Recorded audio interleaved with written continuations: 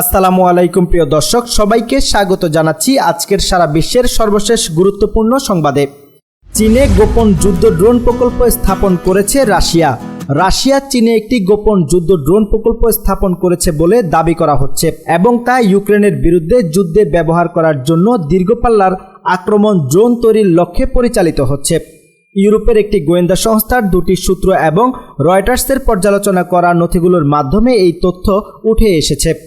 রাশিয়ার রাষ্ট্রীয় অস্ত্র কোম্পানি আলমাজ আন্তেই এর একটি সহযোগী প্রতিষ্ঠান IMZ কুপল চীনের বিশেষজ্ঞদের সহায়তায় গার্পিয়া G3 নামক একটি নতুন ড্রোন মডেল এর উন্নত এবং পরীক্ষামূলকভাবে চালু করছে। কুপল এবছরের শুরুর দিকে রাশিয়ার প্রতিরক্ষা মন্ত্রণালয়ে একটি প্রতিবেদন পাঠায়, সেখানে তাদের কাজের বিবরণ তুলে ধরে। আরেক প্রতিবেদনে কুপল জানায় তারা চীনের একটি কারখানায় G3 সহ ড্রোনগুলো ব্যাপকভাবে উৎপাদন করতে সক্ষম হয়েছে, যা বিশেষ সামরিক অভিযান হিসেবে পরিচিত ইউক্রেন যুদ্ধে ব্যবহার করার জন্য প্রস্তুত করা হয়েছে। এ বিষয়ে বিস্তারিত জানতে রয়টার্সের অনুরোধের পরও কুপল আলমাজ আন্তেই এবং রাশিয়ার প্রতিরক্ষা মন্ত্রণালয় কোনো মন্তব্য করেনি। তবে চীনের পররাষ্ট্র মন্ত্রণালয় জানিয়েছে তারা এই ধরনের কোনো প্রকল্প সম্পর্কে অবগত নয়। সেই সঙ্গে দেশটির ড্রোন রপ্তানির উপর কঠোর নিয়ন্ত্রণ ব্যবস্থা বজায় রেখেছে বলে জানানো হয়। লেবাননে স্থল আগ্রাসন চালালে মধ্যপ্রাচ্যে সর্বাত্মক যুদ্ধের হুঁশিয়ারি বাইডেনের। মধ্যপ্রাচ্যে সর্বাত্মক একটি যুদ্ধের হুঁশিয়ারি দিয়েছেন যুক্তরাষ্ট্রের প্রেসিডেন্ট জো বাইডেন। সেই হুঁশিয়ারিকে উপেক্ষা করে লেবাননে স্থল আগ্রাসন চালানোর ইঙ্গিত দিয়েছে ইসরায়েল। তারা বলছে যোদ্ধা গোষ্ঠী হিজবুল্লাহর বিরুদ্ধে সম্ভাব্য স্থল অভিযান চালাতে তাদের সেনাদের প্রস্তুত থাকতে বলা হয়েছে। ইসরায়েলের সেনাপ্রধান লেফটেন্যান্ট জেনারেল হার্জি হ্যালেভি বলেছেন লেবাননে হামলা চালাচ্ছে একটি ট্যাঙ্ক ব্রিগেড। তাদেরকে লেবাননের ভেতর প্রবেশ করে সম্ভাব্য অভিযান চালাতে প্রস্তুত থাকতে বলা হয়েছে। গত 3 দিনে লেবাননে হিজবুল্লাহর কমপক্ষে 2000 টার্গেটে হামলা করেছে তারা। ইসরায়েলের প্রধানমন্ত্রী বেনিয়ামিন নেতানিয়াহু প্রত্যয় ব্যক্ত করেছেন যে যতক্ষণ পর্যন্ত উত্তর সীমান্তের সংঘর্ষের ফলে স্থানীয় বাসিন্দারা নিরাপদে বাড়িতে ফিরতে পারবে না, ততক্ষণ পর্যন্ত হিজবুল্লাহর বিরুদ্ধে সামরিক অভিযান বন্ধ হবে না। তেল আবিবের বাইরে ইসরায়েলের গোয়েন্দা সংস্থা মোসাদের সদর দপ্তরে হিজবুল্লাহ হামলা চালানোর পর এমন হুঁশিয়ারি দিয়েছেন তিনি। ইসরায়েলের ঘনিষ্ঠ মিত্র যুক্তরাষ্ট্র বলছে তারা মনে করেন লেবাননে ইসরায়েলের স্থল অভিযান খুব শিগগিরই হবে না। সাংবাদিকদের এমনটাই জানিয়েছেন পেন্টাগনের deputy press secretary Sabrina Singh. তবে মধ্যপ্রাচ্যের সার্বিক এক যুদ্ধের বিষয়ে সতর্ক করেছেন প্রেসিডেন্ট জো বাইডেন। তিনি একটি নিউজ চ্যানেলকে বলেছেন সর্বাত্মক একটি যুদ্ধ শুরু হওয়ার আশঙ্কা আছে। এমন অবস্থায় বুধবার যৌথ এক বিবৃতিতে ইসরায়েল লেবানন সীমান্তে অবিলম্বে 21 দিনের অস্ত্রবিরতির আহ্বান জানিয়েছেন যুক্তরাষ্ট্র, ফ্রান্স, জার্মানি, সৌদি আরব, কাতার, সংযুক্ত আরব আমিরাত ও তাদের কিছু মিত্রদেশ। লেবাননে অবিলম্বে অস্ত্রবিরতির আহ্বান জানিয়েছেন জাতিসংঘের মহাসচিব অ্যান্তনিও গুতেরেস। অন্যদিকে লেবাননে ইসরায়েলি অভিযানের কড়া নিন্দা জানিয়েছেন হিজবুল্লাহর প্রধান সমর্থক ইরান। তারা সতর্ক করেছে যে এর ফলে পুরো মধ্যপ্রাচ্য পুরো মাত্রায় বিপর্যয়ের মুখে আছে। তারা আরও সতর্ক করে বলেছে ইসরায়েল যদি আক্রমণ অব্যাহত রাখে, উত্তেজনা বাড়ায়, তাহলে সার্বিকভাবে লেবাননকে সহযোগিতা করবে তেহরান। 4 দশক পর চীনের ICBM পরীক্ষা নিয়ে কেন উদ্বিগ্ন প্রতিবেশীরা? 4 দশকেরও বেশি সময় পর বুধবার প্রশান্ত মহাসাগরে একটি আন্তঃমহাদেশীয় ব্যালিস্টিক ক্ষেপণাস্ত্র পরীক্ষা চালিয়েছে চীন। চীনের পক্ষ থেকে বলা হচ্ছে সংশ্লিষ্ট দেশগুলোকে জানিয়েই এই পরীক্ষা চালিয়েছে তারা। তবে জাপানের দাবি এই বিষয়ে তাদেরকে কিছুই জানানো হয়নি। চীনের এই ক্ষেপণাস্ত্র পরীক্ষায় উদ্বিগ্ন প্রতিবেশী দেশগুলো। এই ঘটনায় উদ্বেগ প্রকাশ করে প্রতিবাদ জানিয়েছেন তারা।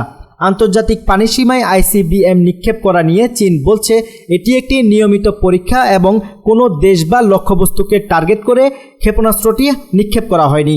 ICBM দিয়ে 5500 কিলোমিটারের চেয়ে বেশি দূরত্বে আঘাত করা যায় বলে ধারণা করা হচ্ছে, যা সত্যি হলে চীন তার ক্ষেপণাস্ত্র দিয়ে মার্কিন যুক্তরাষ্ট্রের মূল ভূখণ্ডে আঘাত হানতে সক্ষম হবে। সেই কারণেই উদ্বিগ্ন চীনের প্রতিবেশী দেশগুলো। তাদের দাবি এটি কোনো বার্ষিক পরীক্ষা ছিল না, কেননা চীন এর আগে তার সর্বশেষ ICBM পরীক্ষা 1980-র দশকে চালিয়েছিল। এছাড়া চীন সাধারণভাবে এই ধরনের অস্ত্রের পরীক্ষা দেশটির অভ্যন্তরে শিনজিয়াং অঞ্চলের তাকলামাকাম মরুভূমিতে করে থাকে। এই কারণে দেশের বাইরে এবারই ICBM নিক্ষেপ করার ঘটনাকে ভিন্নভাবে দেখছে পশ্চিমা বিশ্লেষকরা। এ ব্যাপারে পরমাণু ক্ষেপণাস্ত্র বিশ্লেষক আশকিত পান্ডিয়া বলেছেন এই ধরনের পরীক্ষা যুক্তরাষ্ট্র সহ অন্যান্য দেশের জন্য অস্বাভাবিক নয়, তবে এটি চীনের জন্য পারমাণবিক আধুনিকীকরণের অংশ। ইতোমধ্যেই যথেষ্ট পরিবর্তন এনেছে তারা। সন্দেহ নেই যে এটি এই অঞ্চল এবং মার্কিন যুক্তরাষ্ট্রের জন্য মনে করিয়ে দেওয়ার মতো। এশিয়ার পারমাণবিক গতিশীলতা দ্রুত পরিবর্তন হচ্ছে, এটা তাদের ভাবাবে। জাপান চীনের কাছ থেকে কোনো নোটিশ পায়নি বলে গুরুতর উদ্বেগ প্রকাশ করেছে।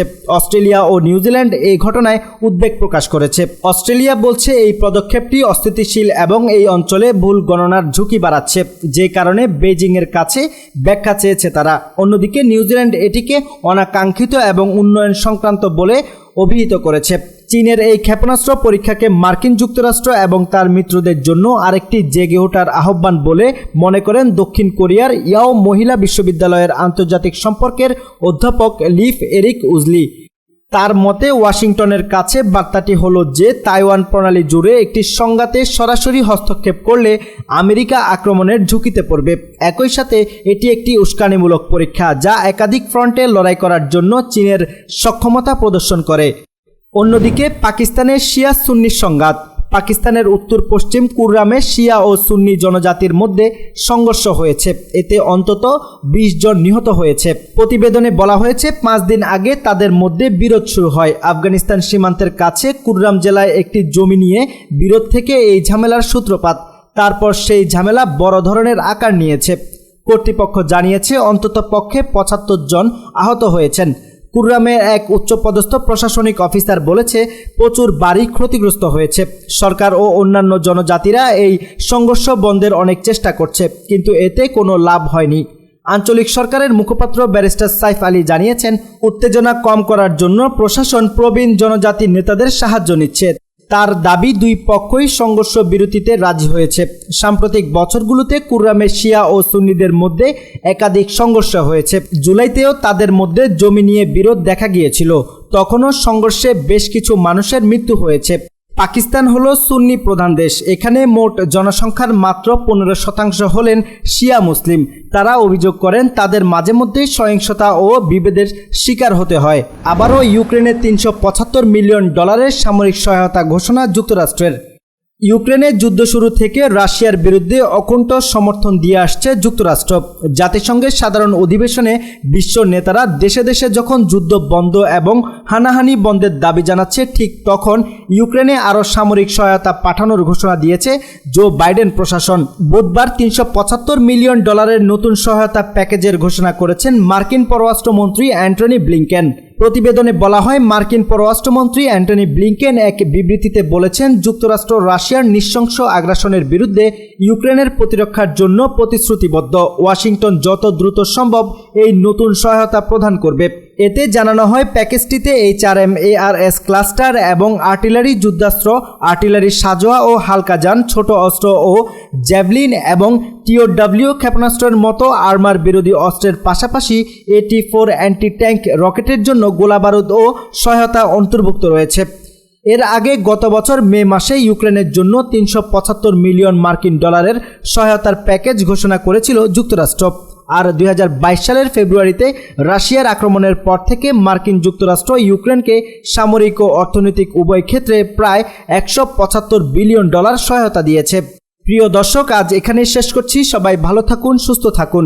দেখা হচ্ছে পরবর্তী ভিডিওতে। ভিডিওটি ভালো লাগলে অবশ্যই চ্যানেলটি সাবস্ক্রাইব করুন।